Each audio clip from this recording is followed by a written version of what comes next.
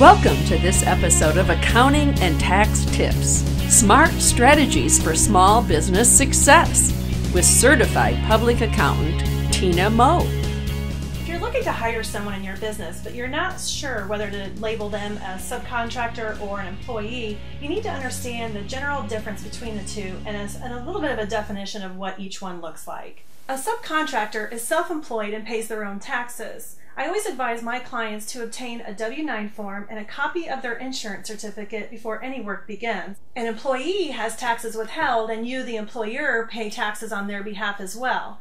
They'll fill out forms like W-4, I-9, and other documents which determine their withholdings. So how do you determine what scenario you have? Independent contractor or employee? There are several common law rules that we must follow that can be broken down into three categories. The first category is behavioral control.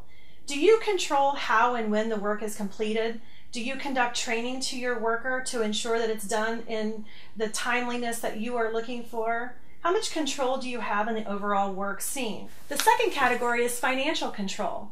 Do you control the financial aspects of the work to be conducted?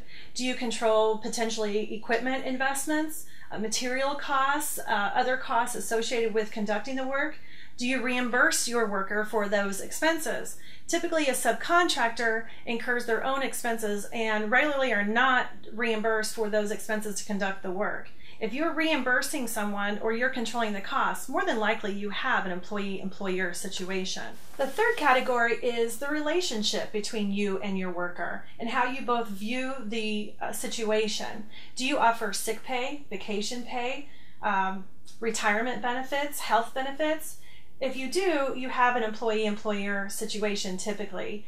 Generally, subcontractors are not offered these types of benefits. Once you've accurately determined what type of situation you have, whether you have a subcontractor or an employee, you need to make sure that you issue the proper year-end tax forms. Subcontractors are issued 1099s and employees are issued W-2s. So what happens if you mistakenly classify an employee? Let's say you called them a contractor when really they're an employee. You'll want to correct this situation right away, and there are relief provisions available at the IRS to help you correct this problem with them. For more information, visit my website at www.actservices-inc.com. Thank you for watching this episode of Accounting and Tax Tips with Tina Moe.